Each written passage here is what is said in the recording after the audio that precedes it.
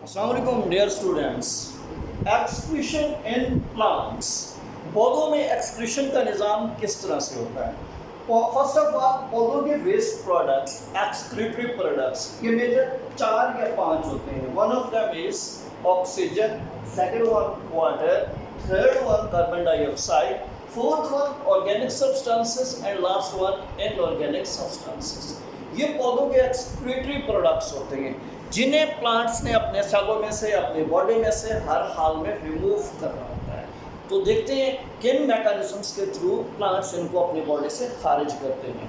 याद रखिए कि प्लांट्स के अंदर 2 मेजर केमिकल रिएक्शंस होते हैं, एक रेस्पिरेशन का और दूसरा फोटोसिंथेसिस का। तो ऑक्सीजन ज़्यादातर फोटोसिंथेसिस के दौरान बाई प्रोडक्ट, इजाफी प्रोडक्ट के तौर पर पैदा होती है जिसको प्लांट्स ने बॉडी से रिमूव करना होता है। नंबर 2, कार्बन डाइऑक्साइड रेस्पिरेशन के दौरान पैदा होती है, इसी कार्बन डाइऑक्साइड को प्लांट्स ने रिमूव करना होता है। नंबर 3, वाटर, एक्सेसिव वाटर के फोटोसिंथेसिस के जरिए भी पैदा हो सकता है, इसी तरह से ये रेस्पिरेशन के जरिए भी इजाफी पानी पैदा हो सकता है।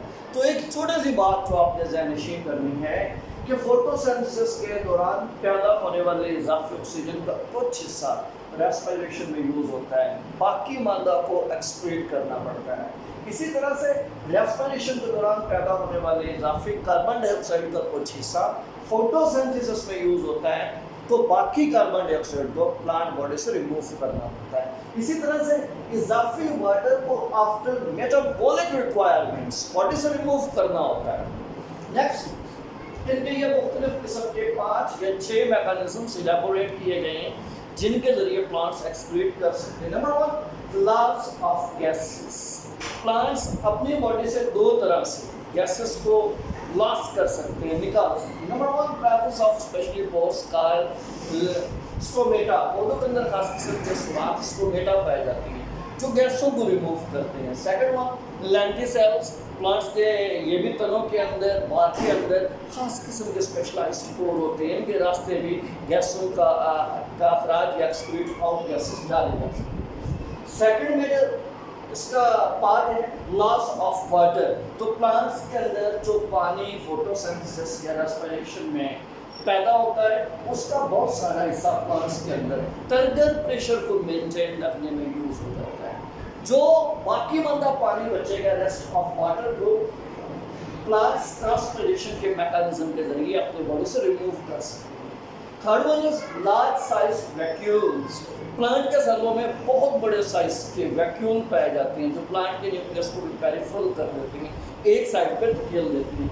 ये वैक्यूल अपने अंदर यूजफुल कंपाउंड्स को स्टोर कर सकता है, चाहे वो ऑर्गेनिक हो, चाहे वो इनऑर्गेनिक हो, वो मिनरल आयन से क्यों ना हो, वो डिफरेंट यूजफुल कंपाउंड्स को लार्ज साइज वैक्यूल डिपॉजिट कर लेता है। Second one, different waste substances को भी अपने अंदर स्टोर कर लेता है, हत्ता कि वो केमिकल सब्सटेंसेस और टॉक्सिक सब्सटेंसेस भी क्यों ना हो। ये यूजफुल कंपाउंड या वेस्टफुल सब्सटेंसेस जो लार्ज साइज प्लांट वैक्यूल में डिपॉजिट हुई हैं, आखिरी स्टेज पर आकर उसी वैक्यूल के अंदर प्लांट इन दोनों को क्रिस्टल फॉर्म में कन्वर्ट कर देता है, क्रिस्टल फॉर्मेशन हो जाती है, ये दोनों क्रिस्टल की सूरत इख्तियार कर लेते हैं। यूँ बाकायदा या रेगुलर वे से ये लार्ज वैक्यूल्स का परमानेंट हिस्सा बन जाते हैं। Fourth one is excretion through leaves. तो पौधों के पत्ते स्पेशली ऑटम सीजन में फॉल डाउन करना, मौसम खज़ां में गिरना पसंद करते हैं। तो सारे सीजन के दौरान प्लांट लीव्स 2 चीज़ें स्टोर कर सकते हैं, ऑर्गेनिक वेस्ट और इनऑर्गेनिक वेस्ट स्टोर करते रहते हैं। लेकिन जब ऑटम सीजन स्टार्ट होता है, इनकी फॉलिंग डाउन स्टार्ट हो जाती है, गिरना शुरू कर देते हैं। तो याद रखिए, यहाँ पर एक छोटा सा शॉर्ट क्वेश्चन भी जुनून देता है, ये जो पत्ते गिरते हैं जिनमें डिफरेंट क्वालिटी के ऑर्गेनिक वेस्ट और इनऑर्गेनिक वेस्ट होते हैं, शॉर्ट क्वेश्चन ये है कि माली मौसम खज़ां के दौरान गले सड़े पत्ते क्यों इकट्ठे करता है? इसलिए कि उसमें पिछले सारे मौसम के ऑर्गेनिक इनऑर्गेनिक सब्सटेंसेस स्टोर होती हैं। जब पत्ता नीचे गिरता है, माइक्रोबियल अटैक पत्ते पे होता है, तो उसमें से रिच ऑर्गेनिक और इनऑर्गेनिक सब्सटेंसेस बाहर निकलती हैं जो न्यू प्लांट्स की ग्रोथ के लिए खासी हेल्पफुल होती हैं। लिहाजा नया पौधे ग्रो करवाने में माली के लिए ये ज़रख़ीज़ किस्म की खाद और बेहतरीन किस्म की खाद होती है। Second major point, excretion through leaves का जो है वो एक्सक्रीटोफोर लीव्स भी हैं। ये वो पत्तियां जो मौसम खज़ां के दौरान गिरती हैं और इन्होंने अपने अंदर बहुत सारे पिगमेंट स्टोर कर रखे होते हैं, डिफरेंट क्वालिटी के पिगमेंट्स जो वेस्ट से रिलेटेड होती हैं, जस्ट वेस्ट के पौधे को ज़रूरत ही नहीं होती। इसी तरह से पिगमेंट डेपोजिशन की वजह से इन पत्तों का क्लोरोफिल डैमेज नहीं होगा, क्लोरोफिल सर्वाइव करता रहता है। इसी तरह से ये अपने अंदर different toxic chemicals like heavy metals को डिपॉजिट कर देते हैं।